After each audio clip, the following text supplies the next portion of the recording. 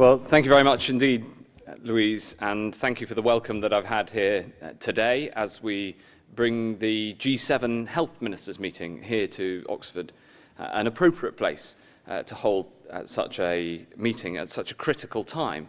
Because, of course, over the last 18 months, faced with the greatest threat to public health in a lifetime and with a pandemic of a scale not seen before in living memory, we've all battled to, as a society, to get and keep Covid-19 under control. And that battle remains today. We've faced the greatest challenges in peacetime. And the trade-offs between some of the most intrusive invasions of people's personal and economic lives set against the need to protect life itself.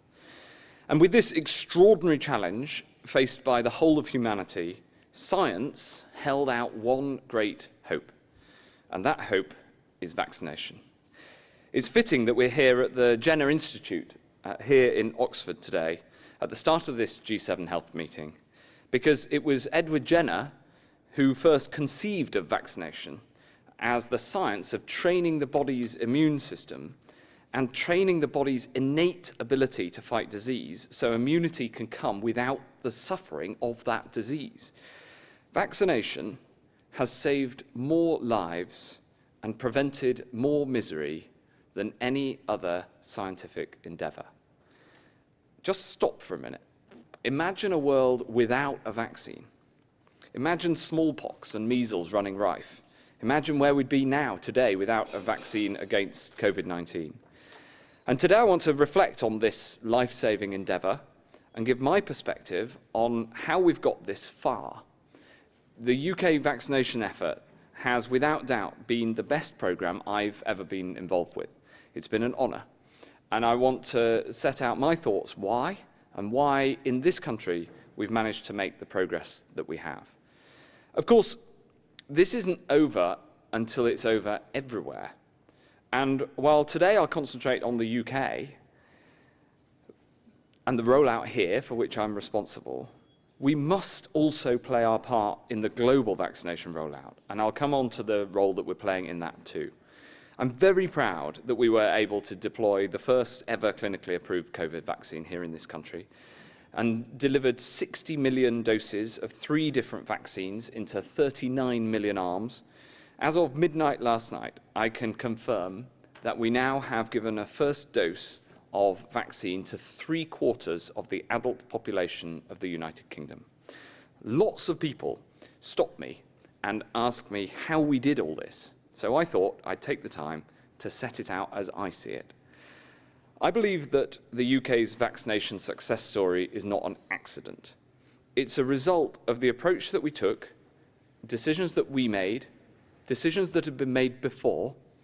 And I want to look both at what worked and at what didn't work, because one of the things I've noticed in government is that when something goes well, people seem to think everything went well, and it didn't. I want to take a step back and reflect on this extraordinary project, the extraordinary team, the vaccine heroes, as I call them, and the extraordinary response of the public, because ultimately this project is a project that everybody is part of. And lots of people have said, lots of people who've been involved in the programme have set out the thing that they thought and they think is important in what made us make the progress that we have. But the truth is, it wasn't one thing. We had to get lots of things right. Now, for me, there are 4 lessons that I think we can take forward, and I'd like to take a bit of time to go through them today.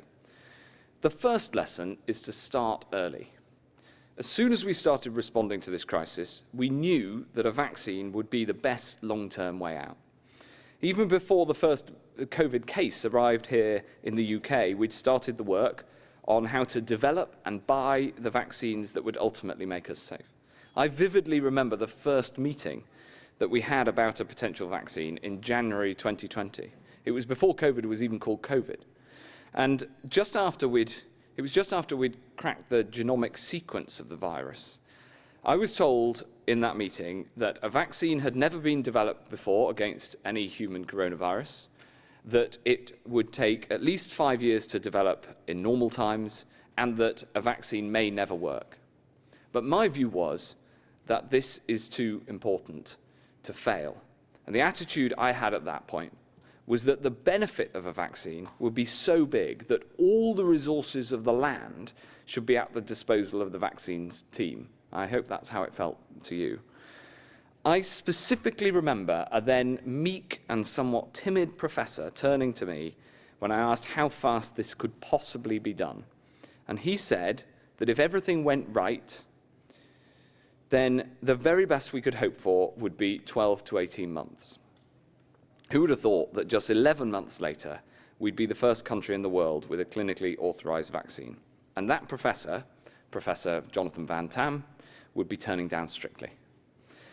JVT also is one of the heroes of the vaccine program, and we'll be meeting a few more later. The team that made this happen dared to believe, and we set to work to turn that belief into reality. So we started early. We put out a call for research in February. By March, we were supporting 6 different projects, including the Oxford vaccine, of course, alongside vital work on treatments, including the recovery trial, which led to the discovery that dexamethasone, the first proven treatment to reduce coronavirus mortality. These 2 projects alone, both out of Oxford in a large part, have already saved over 1 million lives globally. We asked the early questions. We had to be creative because no one had done this before. I remember asking, what will we regret not doing if we don't do it now? And the answers came back, legions of answers. We'll need freezers and syringes and glass vials. We'll need the best infrastructure for clinical trials. We'll need a supply chain, manufacturing, and a massive deployment operation. We knew that every day we took off the critical path to delivery meant thousands of lives and billions of pounds saved. I was often told it was unlikely we'd get a vaccine until well into 2021. But I knew that if everything went right, we needed to be ready for deployment too, and ready for early deployment. Sometimes people have called me an optimist or worse. And yes, I am an unapologetic optimist, but I'm a rational optimist. In this project, we had to be interested in the reasonable worst-case scenario, but we also had to be interested in the reasonable best-case scenario too, because that threw up its own challenges. Because if a vaccine did come good within 12 months, we needed to be ready to deploy it into people's arms. And I always believed that we could, especially with the power of the NHS. There's also another often under-acknowledged piece of work that we started early, which is about building trust. All the procurement and the logistics and the science would have been for nothing if we couldn't build people's trust in the vaccine and get people to come forward and roll up their sleeves. But Britain's incredibly high levels of confidence around the vaccine aren't an accident, and they weren't something that we could take for granted. We had to win trust. Trust is a crucial component of any major project. And the way to win trust is through openness and honesty. Being open about what we know and also about what we don't know. So, for instance, we were upfront from the start that there would be side effects and that we'd have to manage them. We leveled with people that vaccine supply is often lumpy and volumes differ from week to week. We were honest about the uncertainties. For instance, that it would take time to discover what impact new variants might have on any vaccine. It's not easy to stand at a podium like this and say that there are questions we cannot yet answer. Communicating uncertainty is hard, and no one had ever faced anything like this, because this was a novel disease about which we knew little and were and are learning all the time. The public get this. So in my view, the greatest respect you can give people is to give them the full picture, warts and all, right from the first moment. And I think this has paid off. Vaccine confidence and, crucially, uptake rates in the UK are among the highest in the world, and I'm very proud of that fact. We started early, too, on how we could make access to the vaccine fair. Now, I know that a few eyebrows were raised when I said that the film Contagion shaped my thinking about our vaccine programme. I should reassure Sir John Bell that it wasn't my primary source of advice. But when I watched that film, a penny did drop for me. Not just that the vaccine would be our way out of the pandemic, but that the power of the vaccine would be so great that we would have to think very hard about who to protect and in what order. I knew that some of the most difficult moments of the pandemic would not be before the vaccine was approved, but afterwards, when the scramble for vaccines had begun. Now, we Brits love queuing, and there's nothing more upsetting than someone jumping the queue. So again, we started planning early to make sure that this was fair, and we spent time preparing for how to organise the rollout in as fair a way as possible. The clinically advised prioritisation for getting vaccines in arms has been critical, I believe, in securing trust in the programme overall, because it's helped demonstrate that the system is fair. So we acted early to reassure people that in the finest tradition of the values of the NHS, which we share across this United Kingdom, vaccines would be given according to need, not ability to pay. Whether you're the Prime Minister or a Premier League footballer or the future King of England, you have to wait your turn, just like everyone else. Some people thought that it was strange that I didn't get the vaccine right at the start of the programme. And in fact, I was criticised for this on the grounds that that would help to boost confidence. And yes, we did have to boost confidence. But we also had to build confidence that the programme was fair. So I waited my turn with everyone else. And together with the JCVI, who under the leadership of Professor Lim Wei Shen did so much to promote confidence in our vaccination programme, we announced back in August how we'd prioritise the rollout, months before we knew even if a vaccine would work, making clear that we'd prioritise the most vulnerable, like frontline health and care workers and residents in our care homes, and, of course, proceeding essentially on an age basis, because that is how the disease strikes. And we made sure that everyone understood where they were in the queue, and crucially why people were put in that order, so that we could protect the people most in need of protection and therefore save as many lives as possible. So the first lesson for me is to start early. The second is that at a time of crisis, you must draw on your strengths. In some areas of the pandemic response, we didn't have great strengths to start with. And in vaccines, we had some significant gaps too, like the capacity to manufacture onshore and enough people to deploy a vaccine at scale. But we had, and we have, some serious strengths, and we've relied on them as much as we possibly could, and we've put weight on these great strengths that we have as a country. First, we have a universal healthcare system with a trusted brand in the NHS. The NHS, under the steadfast leadership of Sir Simon Stevens, who has done a remarkable role in this pandemic, has performed with distinction, and it's deserved every plaudit that has come its way. Without this common, trusted health system across the UK and its universal nature embedded in every community in the land, and its experience at running the flu vaccine programme every year, which delivers typically 15 million doses, we couldn't have delivered such a rapid and efficient rollout. And next, of course, and it's appropriate standing here in Oxford, we couldn't have delivered such a rapid and a powerful response without our scientific strength. And this scientific strength, we must remember, has been built up over centuries. It's the reason that the UK has this great scientific capability is not because of recent decisions, it's because of consistent decisions for years and years and years. The strength is built up over generations, and we must invest in it. In 2015, for instance, we set up the UK Vaccines Network, chaired by Professor Chris Whitty, in response to the Ebola pandemic in West Africa, to invest in developing vaccines against unknown future threats.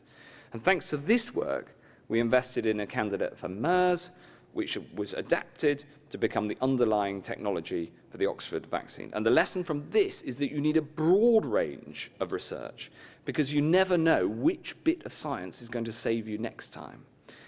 We had the infrastructure on which to build some of the most successful clinical trials, not just because we're home to some of the best universities and the best researchers, but because we did everything in our power to support clinical trials in the funding from, for instance, the National Institute for Health Research, another team of vaccine heroes, and, of course, the NHS. And we chose not to prejudge their outcomes, no matter how tempting that was at the time. Backing clinical trials like this isn't empty rhetoric. I know this for myself. The pressures to end trials early before they'd properly read out is intense in the heat of a crisis. But we didn't. We backed the science. We built on what we learned from the recovery program, the recovery trial, and in July we created the Vaccine Research Registry, which is a register for people who are ready and willing to take part in large-scale clinical trials for Covid-19. And over 500,000 people have signed up on the NHS website, which I think, frankly, is amazing. And this is 500,000 people, remember, who are willing to take an unknown vaccine in order to save other people's lives.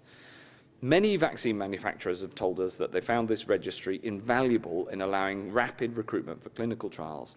And so overall, we try to promote this supportive environment that means that the majority of vaccine candidates, including Oxford and Valneva and Novavax, have been trialled here in the UK. And this shows the prize when you get the research right and when you double down on your strengths. I'd like to pay tribute here to another vaccine hero, Professor Chris Whitty, because he has been involved in this drive since before the start, and he has driven the research program that has saved lives right across the world. Another team who are vaccine heroes are our first-rate regulators. Throughout the crisis, the MHRA, under the brilliant stewardship of June Rain, has excelled and been a global model for how to regulate. And in fact, Andrew Pollard was taking me around the Oxford science labs earlier today and explaining that each time he mentioned the regulator, you mentioned that, of course, our regulator here, the MHRA, is dynamic and flexible and helps science to proceed. They're everything that a health secretary could want. They're independent, rigorously independent. They don't waver when it comes to upholding strong standards. And they're out there in public as a trusted voice to respond to concerns, and they're agile and they're responsive, and from the get-go they're committed to me. They do everything in their power to remove barriers on the critical path. I remember June saying to me at the start of this pandemic, "We'll go as fast as we safely can, Matt." And that's exactly what they've done, with the emphasis on fast and safe. In short, they regulate for safety, not bureaucracy. For example, they invented a process so they could look at clinical trials data through a rolling review as the trials went on, rather than waiting for a final submission of a package of data at the end, which takes months off the critical path for regulatory approval without compromising on scrutiny. The lesson I take away from this is the quality of our regulators gives the UK a real competitive advantage and saves lives. The MHRA has shown that how innovation and regulation are not mutually exclusive, and I know that regulators all around the world are looking to learn from the MHRA and the pivotal part that they played in our response. One other of our great strengths as a nation I want to touch on is the strength of our union.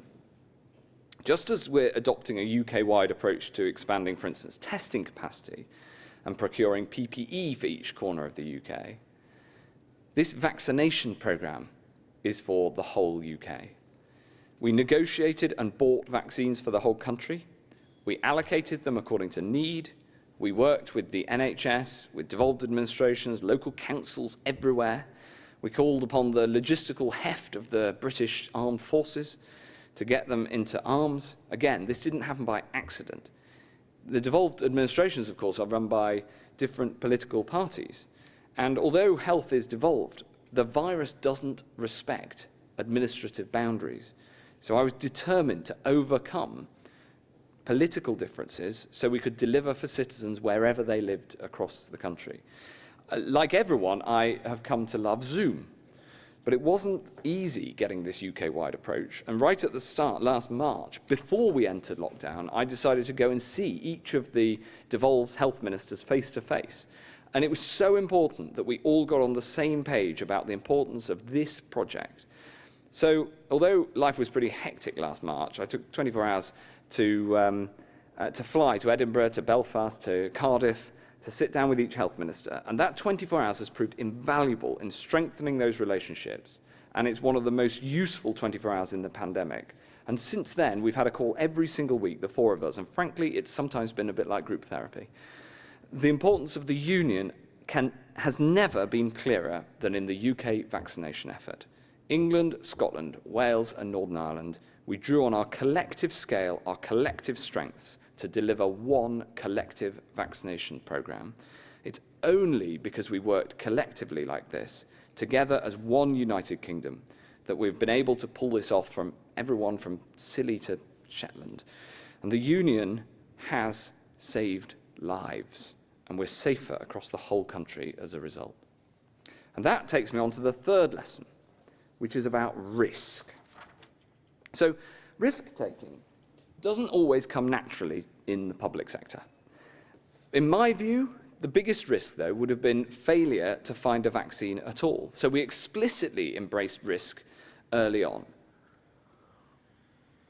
So while I believed that this project would succeed, I knew no one could do it on their own, and we needed to build a culture that embraced and managed risk rather than shying away from it. A culture that sought forgiveness, not permission, and empowered people to take the call rather than back off making a decision.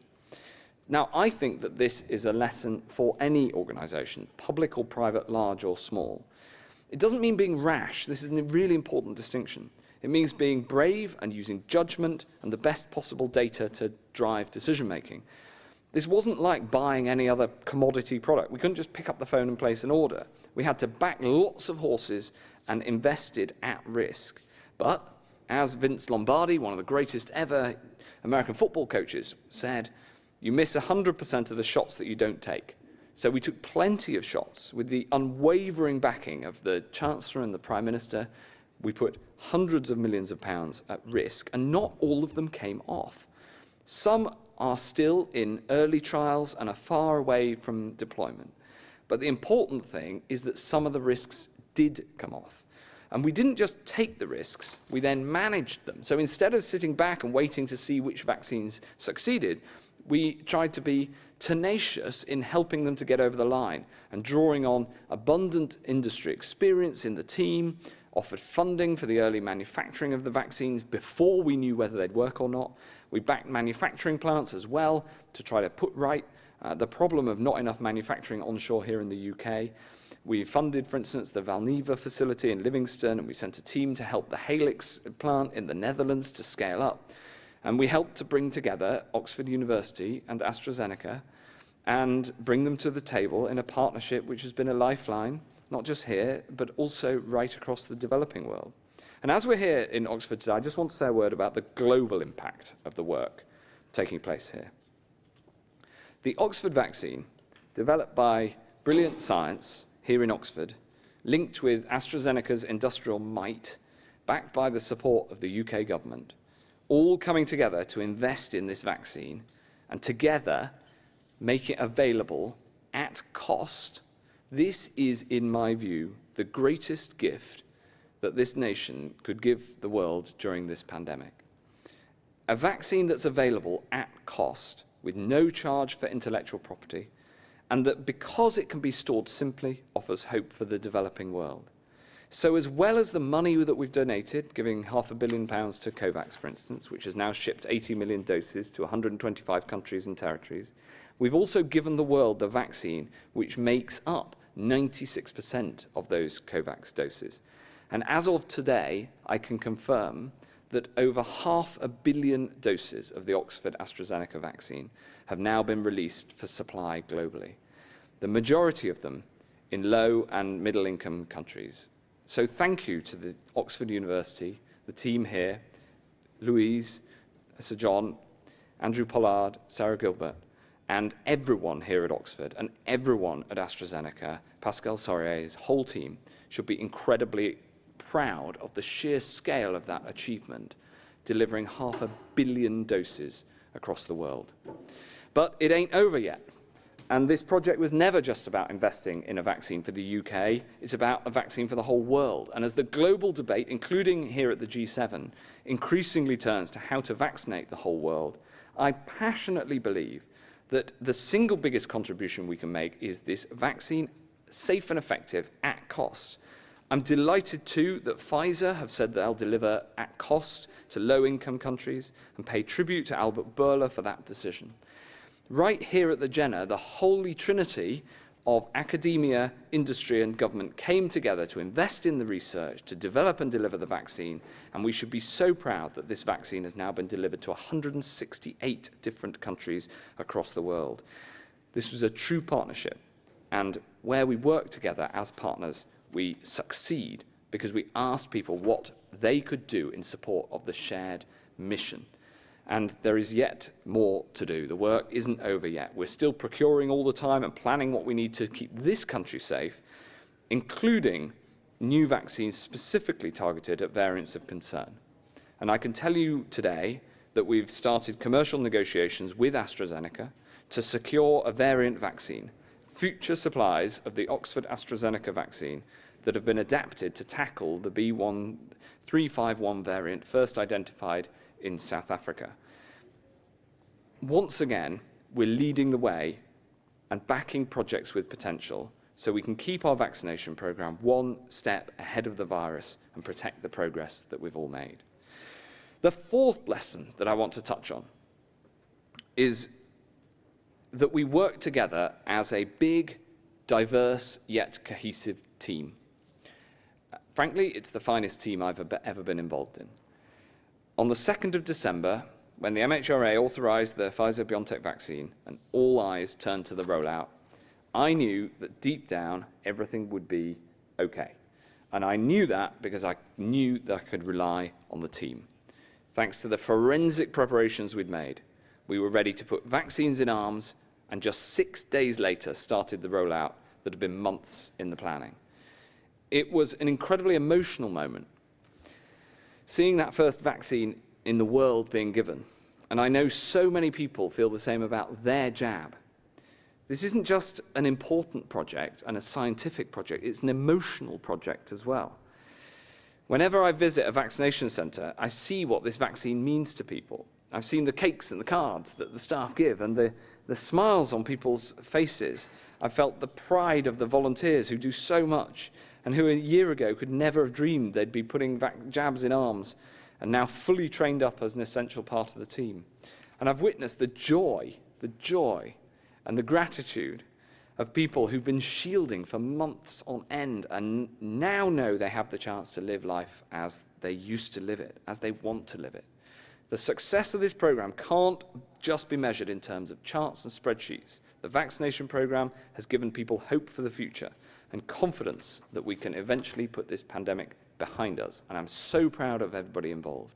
The local authorities and the GPs and the NHS colleagues and the armed forces and all the volunteers, including the St John's Ambulance and many, many others who've stepped up in the delivery, as well as the scientists and the industrialists who've made it happen. Now, a major reason for this part of the success was because we brought in the right people, but crucially with the right mindset. And we weren't ideological about where they came from. We were prepared to work with anyone, as long as they shared the mission. And we opened our doors to everyone who could help. Now, I just want to draw out one particular insight I got from this. The old argument that's sometimes been made that only the public sector can act in the public good, so there's no place for the private sector in public health. That argument has been shown to be completely false. Even though we were embarking on a big and complex project, we knew that we needed the soul of a startup, albeit one with 66 million customers in the first instance. We had to move fast, we had to embrace change, we had to learn quickly from our mistakes and take some of the risks that I've been talking about. We had to bring the best people to the table, focus not where they'd come from, but what they could offer. And of course, our vaccines task force symbolised this. And I just want to say a word about the vaccines task force. Because when last April, Sir Patrick Vallance, whose scientific and industry expertise has been invaluable to our response, With Sir Patrick, we worked to pull together a team with all the different disciplines that were needed in one place with one mission. The idea was that the Vaccines Task Force combined this academic excellence and rigor with private sector entrepreneurial drive and civil service grip, meaning that we could draw on all the skills and the contacts that we needed to make it happen. It was a true centre of excellence, and we couldn't have done it without them. And the brilliant people who were there, and many of whom are still there, driving forward our vaccination effort today, like the supply chain and logistical know-how of Ruth Todd, the commercial acumen of Maddie McTiernan, the project management of Nick Elliott and his ability to make complex things seem simple, the unrivaled problem-solving ability of Ian McCubbin and the scientific expertise of Clive Dix, and of course the inspirational leadership of Kate Bingham. I clearly remember calling Kate to ask her to take on the job of chair, and I said, Kate, there is nothing more important in the country right now than getting this right. And I was confident that she had what it took to drive this forward and meld the best possible team. And it's a diverse team, diverse in background and perspectives, and it helped to create one of the most diverse vaccine portfolios in the world, not putting all eggs in one basket. We backed lots of different technologies according to how good we thought they'd be. And we didn't just back British, we bought vaccines from all over the world. It is impossible to give a speech like this without saying a huge thank you to everybody at the Vaccines Task Force. And the final point I wanted to make is this. The crucial factor in melding this team is that it was mission-driven. The common mission galvanizes teamwork, helps cooperation and action to deliver results. 4 years ago, a professor of management from Wharton Business School published an academic study looking at the success of Kennedy's space program and why, and I quote, why many employees said during that period they were involved in more meaningful work than they'd ever experienced before or would ever experience again. And he found that the 400,000 strong team, even people who were quite far removed from the famous goal of landing a man on the moon, reported feeling an incredible connection to the ultimate goal. And he noticed that because everyone had a concrete goal to work towards, and crucially understood the part they played in helping, in this case, NASA achieve it, they saw their work was not a task or a short-term thing they had to do, but a pursuit of a long-term goal. This insight is incredibly important when fighting a pandemic, when you're faced with something nobody's ever faced before, when social distancing means physical separation, when much of our response was being coordinated from kitchens and living rooms and bedrooms across the land. The risk of people feeling isolated or disconnected was greater than ever. So you had to meld the team. So we cast aside sort of lofty and imprecise objectives and mission statements and just gave ourselves big, hairy, audacious goals. And just as Kennedy narrowed down NASA's open-ended goals to concentrate on one objective, landing a man on the moon and returning him safely here to Earth, we set the goal to have a vaccine deployed by Christmas. We would secure vaccines for the UK, and we would help secure vaccines for the whole world, and we'd make the UK better prepared for future pandemics. We started with that outcome, that mission, what we wanted to achieve, and we worked from there. And we were able to block out the noise and focus then what needed to be done. And everybody knew their role, and crucially, everybody mattered. This wasn't a project where you could pass the baton from one stage to the next. As JVT put it in his own inimitable way, we had lots of witches stirring the pot at the same time.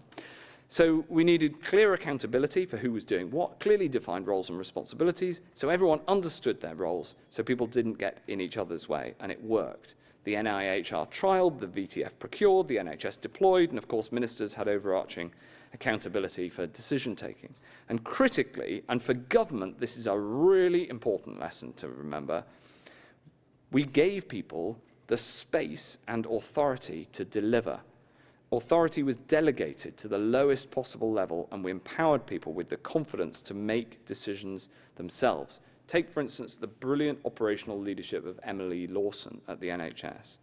And we appointed Nadeem Zahawi as the Minister for Deployment, bringing to bear his commercial experience, making sure there was a single person at ministerial level there 24/7 to take decisions and unblock things.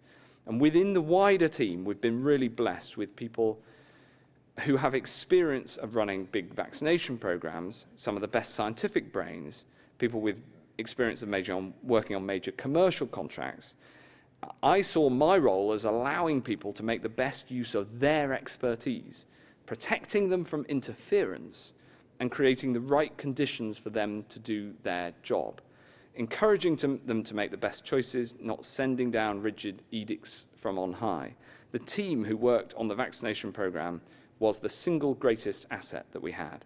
We had the right people in the right roles at the right time, giving the expertise and the energy all tied to one mission, and I'm very grateful to everybody involved. These are the lessons I draw from the success of the vaccination program. Start early, draw on your strengths, take risks and manage them, back the team. And if you ask me the one thing that draws all this together, it is positivity. We were positive. We were positive in our planning. We set big goals that we knew would stretch us. We created a positive team with a can-do culture and an attitude that when things went wrong, the question wasn't who to blame, but how can we fix it? We promoted positivity about getting the vaccine to protect yourself and your loved ones and your local community. I'm sure there are many, many more lessons, and I hope that everybody involved should tell their story too. There was no one single reason why this program has been so far such a success. No single solution. Success has been the result of so many people from so many walks of life stepping up at a time of adversity to thwart the virus, save lives, and get us on the road to recovery. Now we need to draw on what we've achieved together and take forward the lessons that we've learned to finish the fight against this virus and face with confidence the challenges ahead. Thank you very much indeed.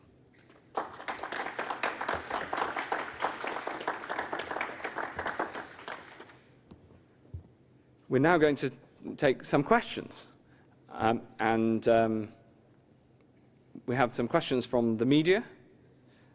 First question is from Sarah at the BBC. Sarah. Secretary of State, could you be specific about the precise data you will use when you determine the feasibility of opening up on the 21st of June and when you will have completed that assessment? Yes, so the data that we'll use to make decisions ahead of the 21st of June has been set out in the roadmap.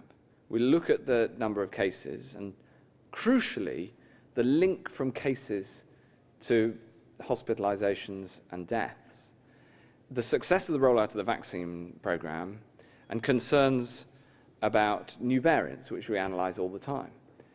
And what really matters and is hardest to judge right now is how much the vaccine has severed that link from cases through to people ending up in hospital and sadly dying. I know that everybody was so glad about the data published yesterday that nobody, we had the first day in which no deaths were reported. But what the vaccine does is sever that link. That is its primary, not its only, but its primary job. And we watch that incredibly carefully.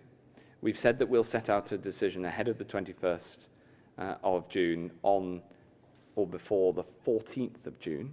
So we've still got more than a week's worth of data to look at. We're looking every day at that data, both at the number of cases, but critically the flow through into how many people end up in hospital.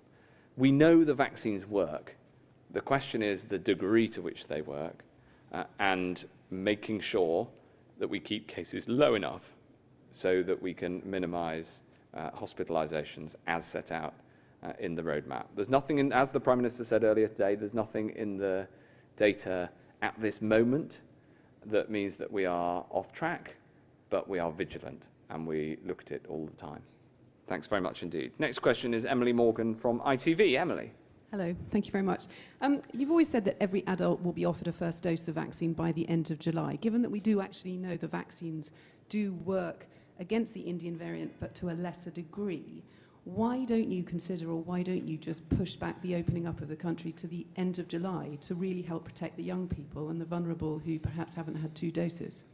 Well, we do know that the vaccines deployed in the UK are highly effective against the new variant, the Delta variant, that is now the majority of new cases, after 2 doses. And this is a critical point that you refer to in the question, because that protection comes after a short time after the 2nd dose, that full protection.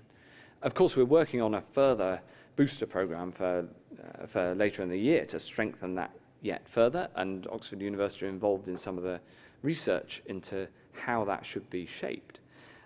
But we're constantly vigilant as to the impact of that 2nd dose.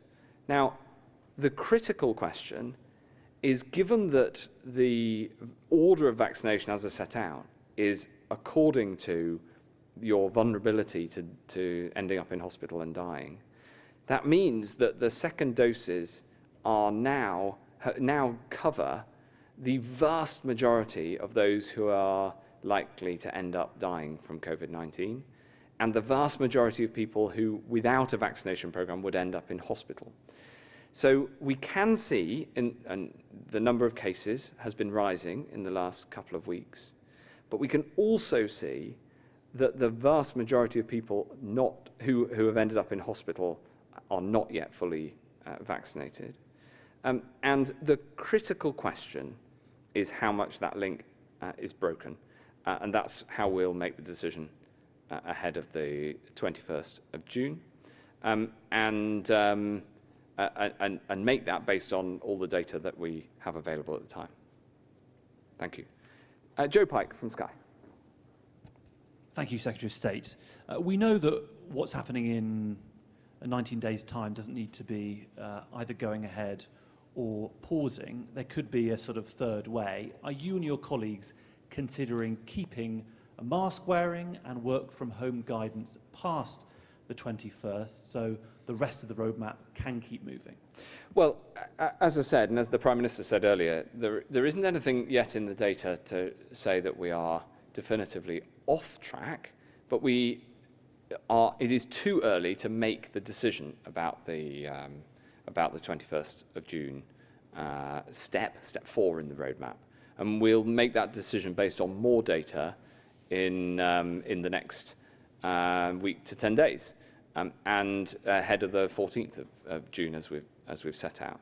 And the roadmap sets out what step 4 means, and also there are 4 reviews into different elements of the rules on certification and on social distancing, and of course on international travel, and we'll be answering those questions too. Liz Bates from Channel 4. Thank you. Mr. Hancock, you're here talking about the success of the vaccine programme, which, as you've acknowledged, was not really down to you. There were many people that made that happen. You still haven't apologised for your failure to protect care homes at the height of the pandemic. Is it fair to say that you are keen to take credit for other people's success, but not prepared to take responsibility for your failures? No, it's not. And I think the best approach is to take responsibility for all things that happened. And as Health Secretary, I do that for all the decisions I've been responsible for, of course. And the vaccine programme is an incredibly important programme that we learn the lessons from, in the same way that we've learned throughout the crisis lessons for how best to protect people. And we've updated the rules all the way through, and we've been very open about that. So that's a very important part of how you handle a completely unprecedented situation. Luke Powell from the PA. Luke. Good afternoon. Mr. Hancock, can you confirm the weekend reports that the vaccine passport plan for events and mass gatherings is being scrapped? And if so, why is that? Well, one of the parts of Step 4 is to set out the results of these 4 reviews I mentioned. One of those is into certification. Now, being able to certify that you've had a vaccine is going to be necessary for international travel, because some countries have already set out that they will require proof that you've been vaccinated. And that means being able to prove with authority that you've had one of the jabs, and confidence in which jabs are accepted for that proof, which is a matter for each individual country. So we have provided the ability to show that through the NHS app. And if you haven't downloaded the NHS app yet, I recommend that you do, and it will show you your vaccine status. So we're putting that certification in place where we know it will be needed. And when it comes to using certification for domestic purposes, that's the review that Michael Gove is leading, and we'll come forward with the conclusions of it soon. Thank you all very much indeed. Thank you for your questions. Thanks for the opportunity to speak here, Vice-Chancellor, and I hope you have a very good afternoon.